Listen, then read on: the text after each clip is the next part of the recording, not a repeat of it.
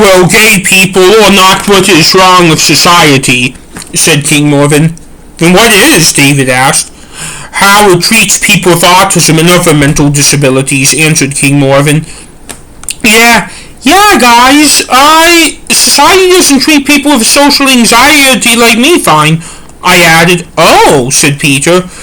You never told us that, said David. You should have been able to figure that out, said Peter. You're right, we should have. Well, I guess all that alcohol we drink from running our board costs us brain cells in our memory and logical thinking zone, said David. Everyone then let out quite a laugh, including Queen Valerie, who was preparing dinner in the kitchen. Dinner in 20 minutes, Queen Valerie yelled from the kitchen. We really are proud of you two, for what you two are becoming, said King Morven. Same here, said Peter. How often is it that your son graduates as the only valedictorian of a charter school, King Morven said. You never told me you were graduating as valedictorian, I said to Marcus. I wanted it to be a surprise, said Marcus, looking at his dad quite irritated. Well, too bad. You are my son. I get to tell people what I want about you, said King Morven. I also was valedictorian, but just to the North Chicago High School, and there were about 50 other valedictorians graduating with me, I said. I didn't know that, said Marcus. I was going to tell you when I graduate as law school valedictorian tomorrow, I said, which was true. Sweet, said Marcus. Also, everyone, I got some big news, I said, jumping up and talking louder. What is it? Marcus asked. I just got a job working for an online law firm, so as long as I go to court when I'm supposed to, I can do all my work from my house, I answered by yelling loud enough for all of Robbinsog to hear. Everyone then got up and applauded me, including Deb for return.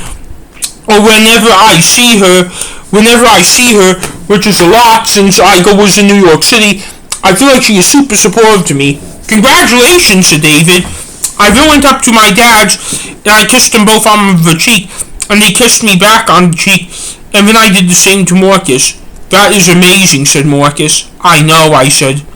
You all know I should have been accepted to law school I should have been accepted to Loyola for some time. I've been accepted to Loyola for some time now, Marcus asked.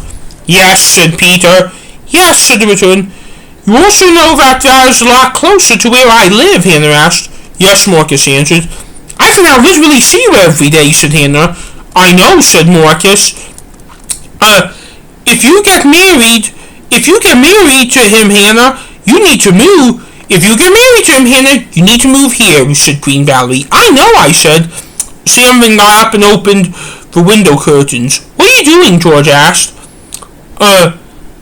I want to open the window to look outside and watch the sunset tonight because it should be setting now because we live in the eastern part of our time zone, Sam answered. So are you saying you wanted to set on this momentous occasion? George asked. Yep, said Sam.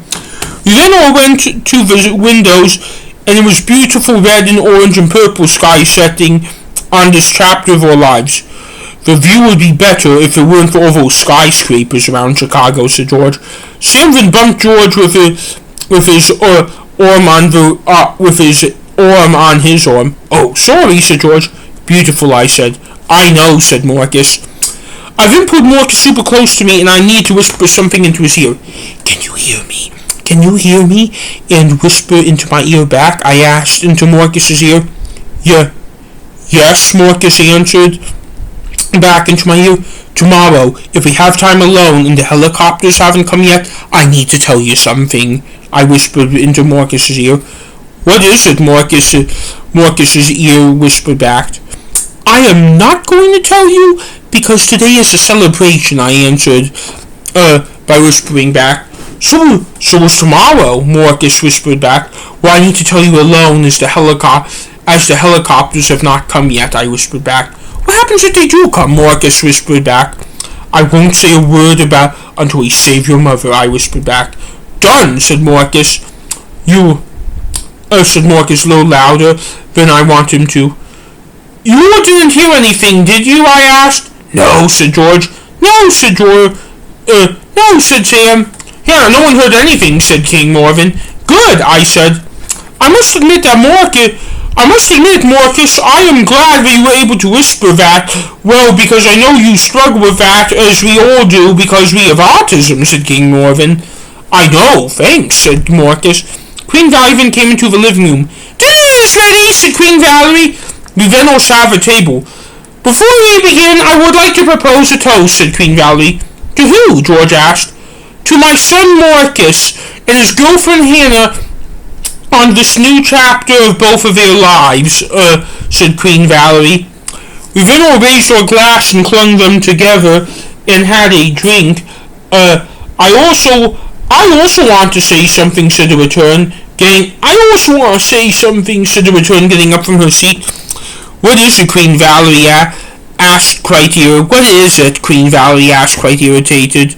Marcus, I know I was never in your life until about 3 months ago, and I'm sorry about that, but I just want to say it is an honor to be your grandmother, and grandmother to your brothers, and even to your girlfriend. It is a huge honor to be an Aquarius and to segregate myself from things that are not my favorite color, and I want to say that I love you and your brothers,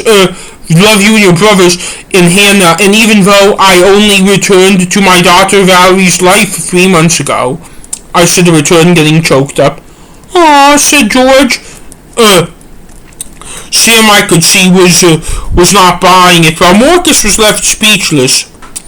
Regardless of how you feel right now, let's eat, said Queen Valerie.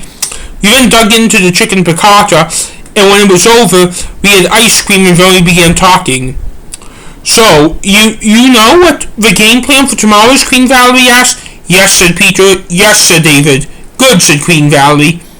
I think afterwards you should give Hannah and Marcus some free time, said Peter. Why? Queen Valerie said. Why? Queen Valerie asked.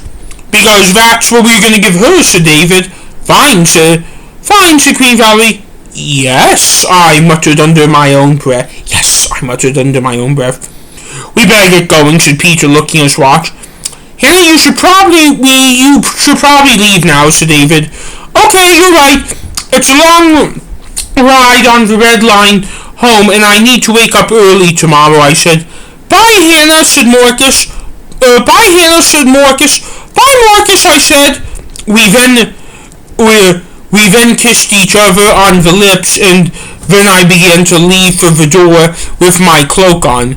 Bye, Robbins and Johnsons, I said. My parents said their goodbyes, and we were on our way to Red Jackson. Today in the end did turn around, but I'm still worried about Marcus's sanity and what I need to say to him if there were no helicopters.